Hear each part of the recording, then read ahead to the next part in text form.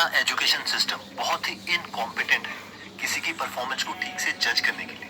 मेरा एक फ्रेंड था जो कि नर्सरी से लेकर 9th स्टैंडर्ड तक हर साल फर्स्ट आता था।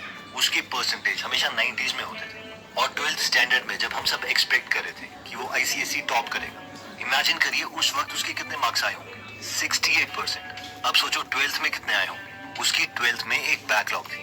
अब सवाल ये है कि ऐसा हुआ क्यों, इतना ड्रास्टिक चेंज, वो भी इतनी कंसिस्टेंट परफॉर्मेंस देने के बाद। ये क्वेश्चन मेरे मन में हमेशा रहता है क्योंकि मेरी ग्रोथ कर्व इससे ऑपोजिट थी।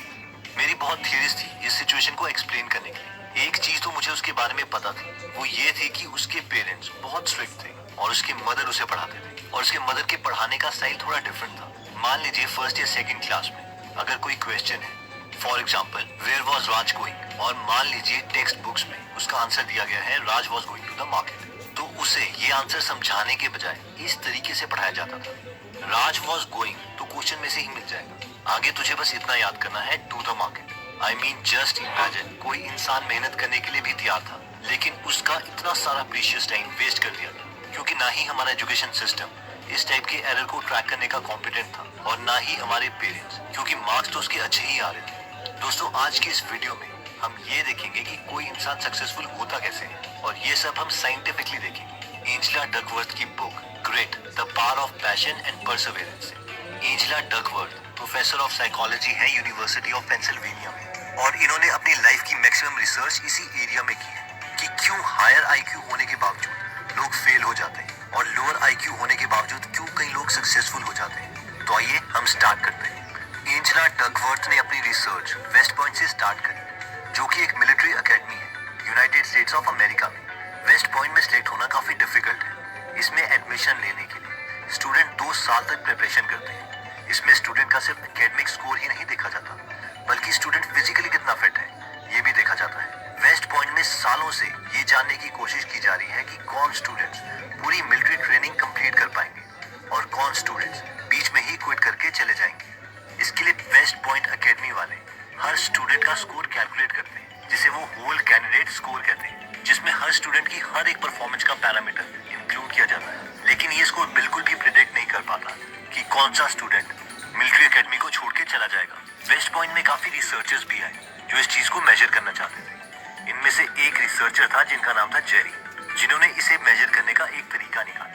वो घंटों तक स्टूडेंट्स को कार्ड्स में बनी पिक्चर्स दिखाते और ऑन द स्पॉट उन स्टूडेंट्स को उस पिक्चर से रिलेटेड कोई स्टोरी बनाने को बोलते। जेरी का मेन गोल ये था कि किसी तरीके से वो स्टूडेंट्स की अंदर की फीलिंग को ट्रैक कर पाए, ये पता कर पाए कि कौन सा कैंडिडेट देश के बारे में अच्छा सोचता है और उसे सर्व करना चाहता है। अब हर स्टूडेंट की स्टोरी तो अच्छी होती थी, लेकिन ये टेस्ट भी इस चीज को पता नहीं कर पाया। लेकिन 2004 में एंजेला वेस्ट पॉइंट में रिसर्च करने के लिए आई और उन्होंने एक सिंपल क्वेश्चनर तैयार किया कैंडिडेट्स के लिए, जिसमें पैशन और परसेवरेंस से रिलेटेड सिंपल क्वेश्चन थे, जैसे कि क्या मैं जो भी काम शुरू करता हूँ उसे खत्म कर पाता हूँ, या फिर क्या मैंने लाइफ में ऐसी चीजें करी हैं जिसमें चैलेंजेस के बावजूद मैंने उन्हें कंप्लीट कर दिया, एक्सेट्रा।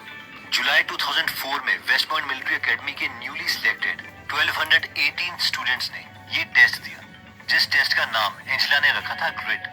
जब इस न्यू बैच का एकेडमी में फाइनल दिन आया, तब तक 71 कैडेट्स मिलिट्री एकेडमी छोड़ चुके थे और ग्रिड स्कोर ने पहले ही पूरा कैलकुलेट कर दिया था कि कौन से स्टूडेंट्स एकेडमी को छोड़ देंगे। अगले साल दोबारा ये स्टडी की गई और इस बैच में 62 स्टूडेंट्स ने एकेडमी को बीच में क्विट कर दिया और इस बार भी ग्रिड स्कोर ने ये प्रिसाइसली मेजर किया।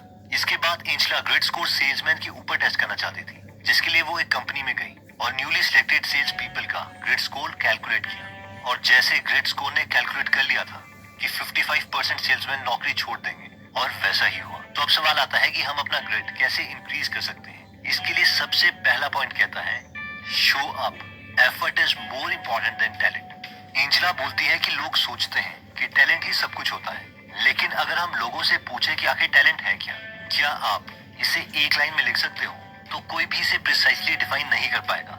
बस हम एग्जांपल्स देने लग जाएंगे कि टैलेंटेड लोग इस तरीके के होते हैं, वो ये करते हैं, और हम स्टोरीज बताने लग जाएंगे। तो सबसे पहले तो हम टैलेंट की डेफिनेशन देखते हैं। टैलेंट का मतलब है हमारी कैपेसिटी, कि हम किसी चीज को कितनी जल्दी सीख सकते हैं। फॉर एग्जाम्पल, अगर मैं एक बुक को एक दिन में पढ़ सकता हूँ, जिसके लिए आप एक हफ्ता लगाते हैं, तो मैं आपसे ज्यादा टैलेंटेड हूँ सिर्फ बुक पढ़ने में। अब अब ये रिसर्च से पता चला है कि अगर टैलेंटेड लोग शो अप ही ना करें, यानी किसी काम में एफर्ट ही ना डालें, तो वो सक्सेसफुल नहीं होंगे। इसे हम इन दो सक्सेस इक्वेशन से समझ सकते हैं। Skills is equal to talent multiplied by effort and achievement is equal to skills multiplied by effort. Conclusion तो ये है, अगर हम इन दो इक्वेशंस को देखें तो हम देख सकते हैं कि इनमें एफर्ट 2 बार आ रहा है, लेकिन टैलेंट सिर्फ 1 बार। यानी फर्स्ट कंक्लूजन तो ये है कि एफर्ट 2 टाइम्स ज्यादा इंपॉर्टेंट है टैलेंट से। सेकेंडली, फर्स्ट इक्वेशन हमें बताती है कि टैलेंट और एफर्ट मिलके हमें स्किल्स देते हैं, और उन स्किल्स में अगर हम दोबारा से एफर्ट डालें तो हम अचीवमेंट हासिल कर सकते हैं। अब होता यह है कि टैलेंटेड लोग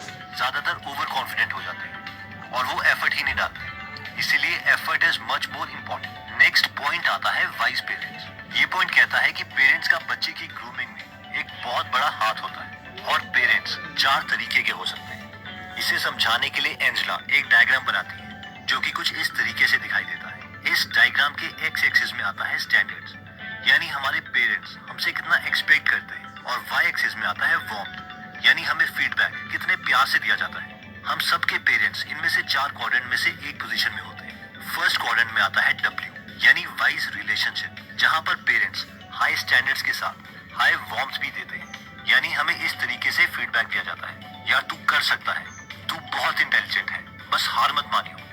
नेक्स्ट सेक्शन में आता है ए, यानी अथॉरिटेटिव पेरेंट्स, जिनकी बच्चों से एक्सपेक्टेशंस तो हाई है लेकिन वार्मथ नहीं। ये इस तरीके से फीडबैक देते हैं, तू उसे कर सकता है, अब जल्दी कर।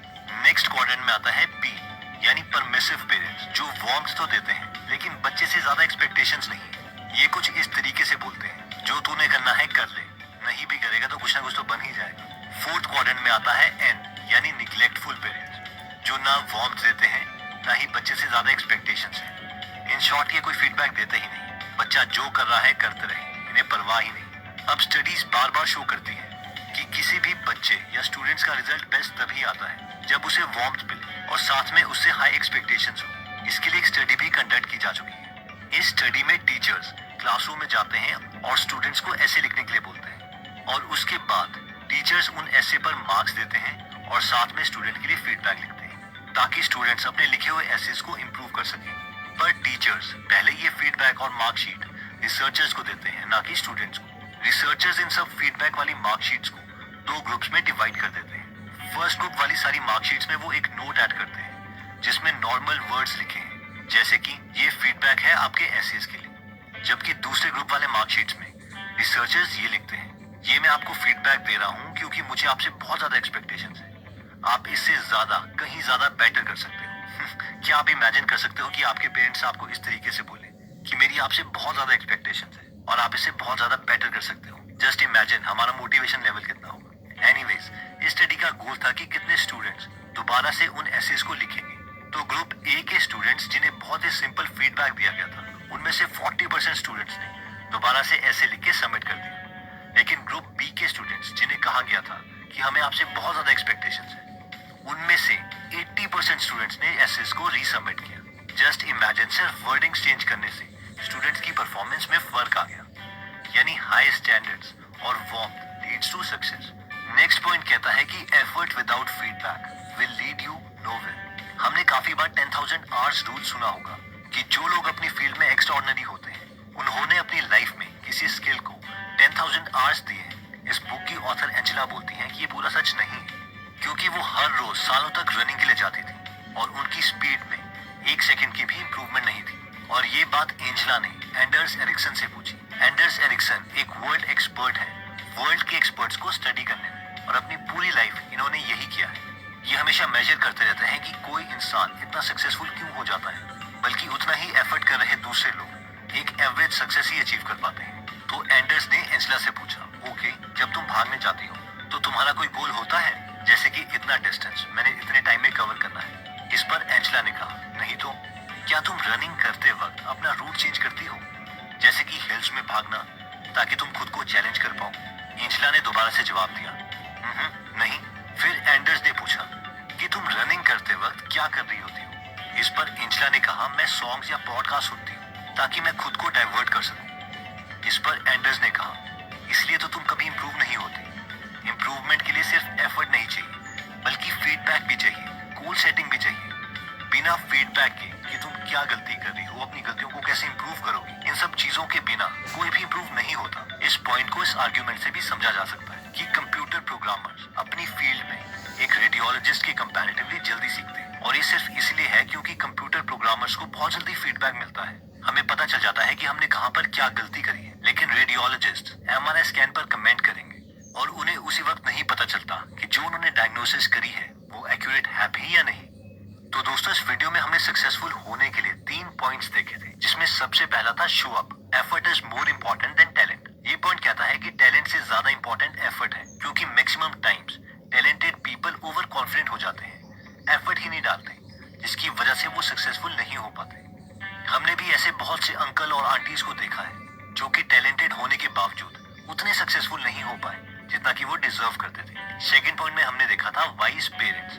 ये पॉइंट कहता है कि एक बच्चे की ग्रूमिंग में पेरेंट्स का बहुत बड़ा हाथ होता है, और बच्चा सबसे अच्छी परफॉर्मेंस तब देगा जब उसे कहा जाए कि उसके पेरेंट्स उससे बहुत एक्सपेक्टेशंस रखते हैं और उन एक्सपेक्टेशंस को अचीव करने का उसमें पूरा पोटेंशियल है, और साथ में ये सब वार्म फीलिंग के साथ होना चाहिए। फाइनली हमने देखा था effort without feedback will lead you nowhere, यानी अगर हम एफर्ट ही करते रहेंगे सिर्फ एफर्ट करने के लिए, और अगर हम कोई फीडबैक नहीं लेंगे, अपने गोल नहीं सेट करेंगे, तो हम सक्सेसफुल नहीं हो पाएंगे। दोस्तों,